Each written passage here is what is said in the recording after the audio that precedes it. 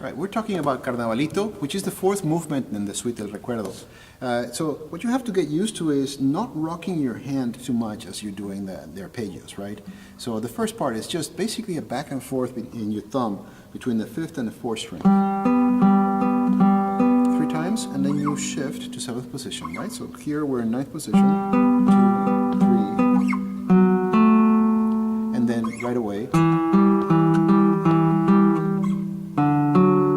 So you 9th position, 1 and 2, 7th position, 1 and 3, a couple of times, and then 5th position, 1 and 3, and then 1 and 2.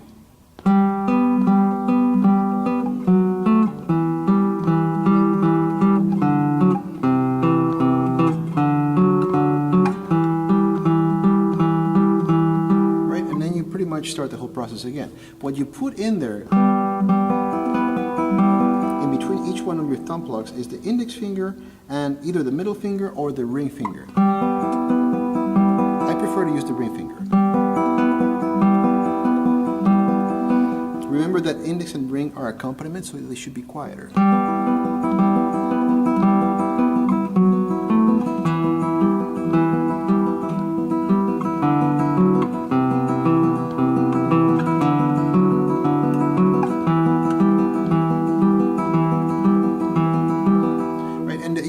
Very careful with the tempo that you set up at the beginning, because that tempo is going to affect, when you're playing much more notes, your ultimate tempo, and it could get out of control, right? So you have to be careful in that choice.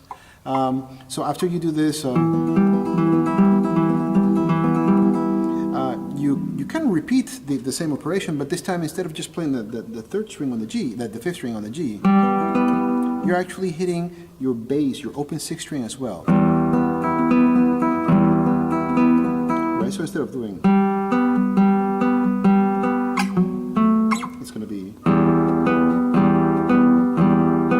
and if you notice, I'm actually aiming at going across the fifth string in order to get some pitch out of it, because if I hit the sixth string, I think I'm going to only hit the fifth string, I barely get the fifth string, right? So you think I'm going over, and then my thumb plays the fourth string.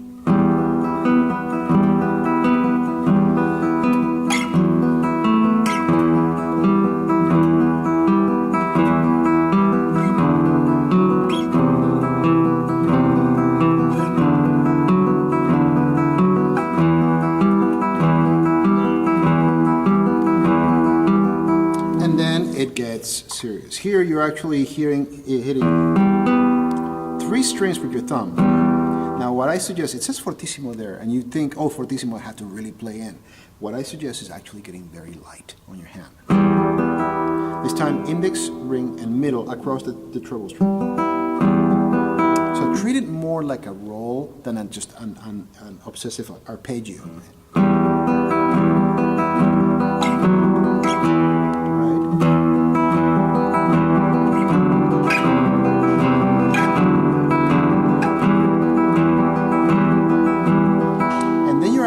To be hitting both of those eighth notes, right? So, and hitting your arpeggios in between, right?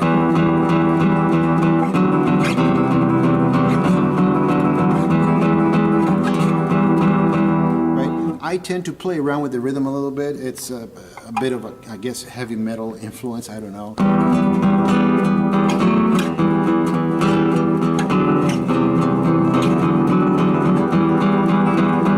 Strumming pattern at the very end.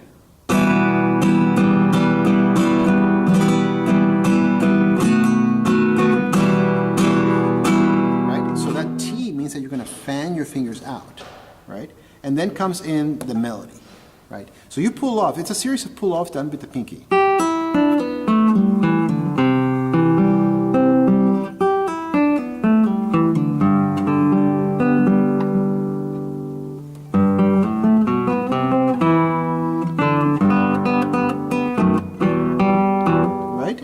That a little bit on the short side, it gives it this Indian flavor, right? And again.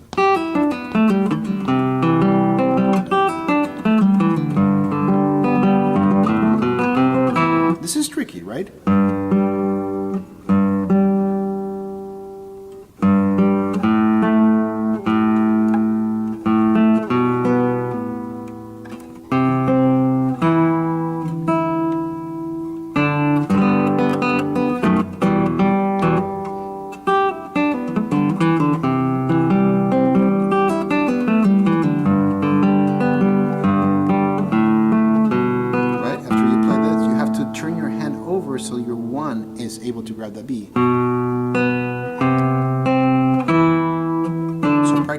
slowly.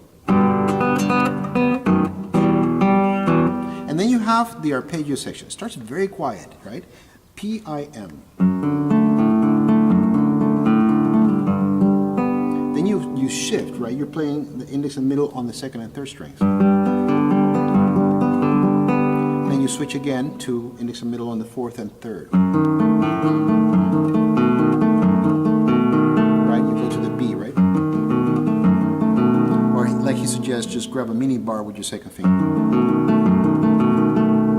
Right?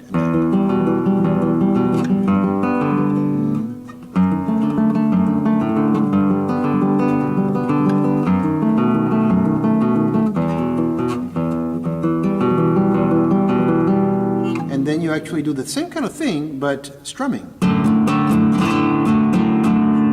Right? Remember the T is just a fan out. Then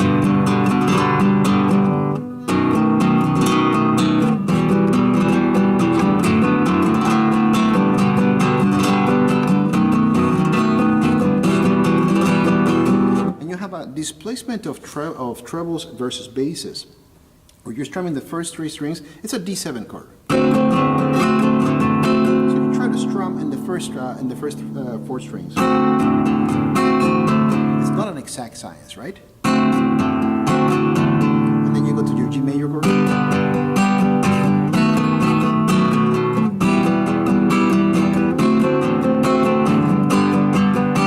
E7. And then he has you do kind of a D major, but this time holding a bar. G major. B7. Well, after that, he actually has you end the piece. I like to redo it because I have a little bit of an addition to the piece that I hope the composer, if he ever sees this, will grant me license.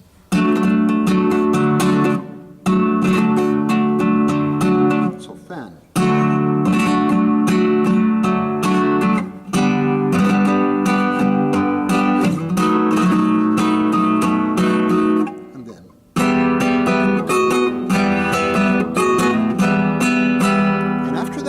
Jump back to the very beginning to do that.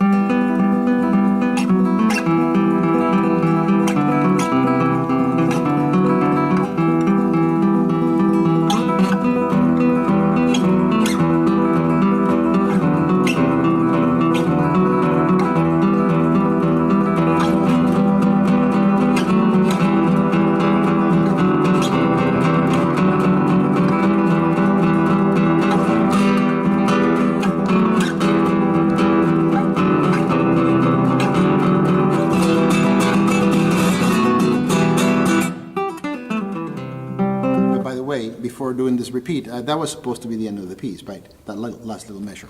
But I'm just giving you a little performance.